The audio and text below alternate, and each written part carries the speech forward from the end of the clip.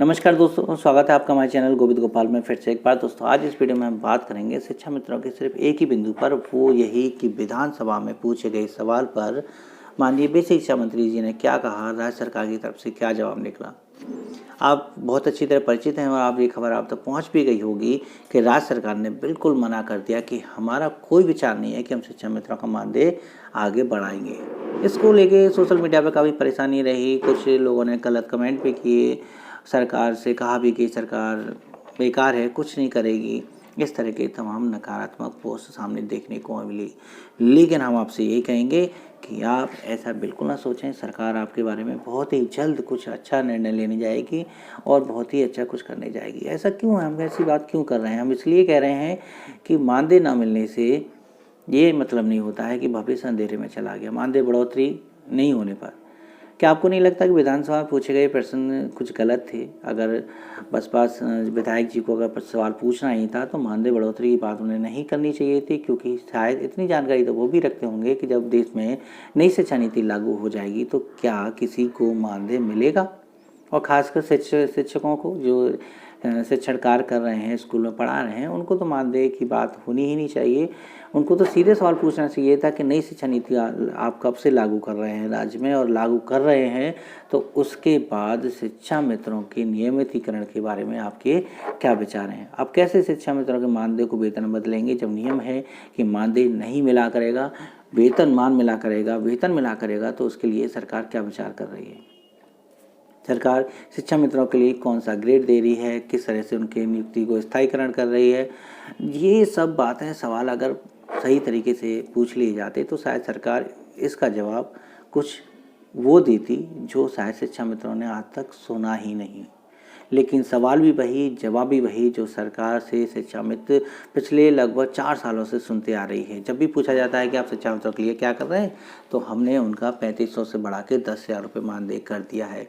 सरकार ने बस शिक्षा मित्रों के लिए यही किया है और यही वो सुनते आ रहे हैं।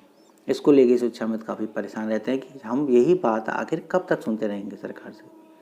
अब हम ये जानना चाहते हैं कि जब विधानसभा में मानदेय बढ़ोतरी की बात की गई तो सांसद विधायक जी को ये सवाल ना पूछ के उनको नियमितीकरण की बात पूछनी चाहिए थी। और बात यह है कि मानदेय की बात भी वो पूछ रहे हैं जिन्होंने खुद 5 सालों में 500 रुपये बढ़ाए थे।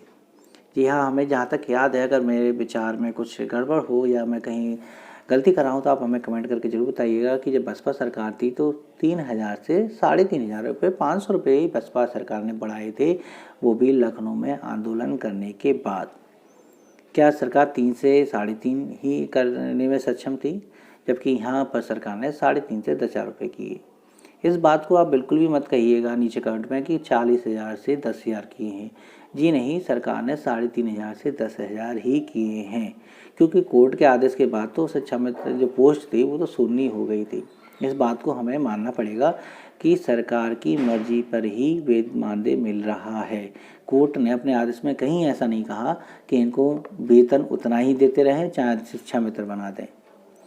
ठीक है, तो 3,500 से 10,000 सरकार ने किए हैं, जबकि बसपा सरकार ने केवल 3 से 3,500 रुपये किए थे, और उन्होंने भी चुनावी वर्ष में ही किए थे, लास्ट में आके उन्होंने पैसे बढ़ाए थे। सपा सरकार ने भी शायद मेरे संज्ञान में जहाँ तक है 3.5 के बाद कोई मानदेय नहीं बढ़ा, और ना ही सपा सरकार ने मानदेय बढ़ाया। सिर्फ वो एक ही बात दोहराते थे जब भी उनसे मानदेय बढ़ोतरी की बात की जाती थी 4 साल तक, कि या तो आप अध्यापक बन जाइए, वेतन ले लीजिए, या मानदेय बढ़ोतरी ले लीजिए। क्योंकि जहाँ बीटीसी की ट्रेनिंग चल रही थी, बसपा सरकार ने जब बीटीसी की ट्रेनिंग शुरू करा दी थी, तो जो जैसे जैसे बीटीसी होने जा रही थी तो सपा सरकार एक एक आदेश निकाल के कि दूसरी ट्रेनिंग जल्दी शुरू करा दी जाए, और जो पहली ट्रेनिंग कंप्लीट कर रहे हैं उनको सहायक अध्यापक बना दिया जाए। तो इस प्रक्रिया में किसी ने भी 4 साल में मानदेय बढ़ोतरी की बात नहीं की, क्योंकि सबको पता था मानदेय बढ़ोतरी की बात क्यों करें जब हम मास्टर बनने जा रहे हैं। यहाँ पर बीजेपी सरकार में ऐसा क्यों नहीं विचार कर रहे कि हम जब आगे कुछ स्थायी होने जा रहे हैं, हम ये नहीं कह रहे मास्टर बनने जा रहे हैं, एक स्थायी बनने जा रहे हैं, एक स्थायी नौकरी मिलेगी, वेतनमान मिलेगा, तो हम मानदेय की बात को इतना गंभीरता से लेके क्यों परेशान हो रहे हैं कि मानदेय बढ़ोतरी नहीं हुई या सरकार ने इस तरह से जवाब दे दिया। बसपा सरकार ने भी, आपको पता हो कि आरटीई के नियम बनने के बाद ही शिक्षा मित्रों का प्रशिक्षण चालू कराया था, वरना कोई सरकार ऐसी नहीं आई यूपी में जो शिक्षा मित्रों को प्रशिक्षण कराती, उनको ट्रेनिंग कराती और उन्हें नियमितीकरण करने का विचार करती। मानदेय बढ़ोतरी की लड़ाई हमेशा चलती रहती, लेकिन शायद नियमितीकरण का जो विचार है वो कभी किसी के सामने नहीं आता। वो आरटीई नियम की बदौलत है जो राज्य सरकार को शिक्षा मित्रों को ट्रेंड करना पड़ा, क्योंकि अनट्रेंड टीचर नहीं पढ़ाएगा। ऐसे ही अब केंद्र सरकार ने भी एक और नियम बनाया कि नई शिक्षा नीति लागू होने पर प्राइमरी स्कूल में, सरकारी स्कूल में कोई भी मानदेय पर नहीं रहेगा। तो क्या अब राज्य सरकार की जिम्मेदारी नहीं बनेगी कि इस चीज़ नियम के अधीन वो संविदा कर्मी को एक स्थायी नौकरी देगा? जैसे बसपा सरकार को ट्रेनिंग करानी पड़ी, ऐसे ही राज्य सरकार भी यहाँ पर नियमितीकरण करेगी।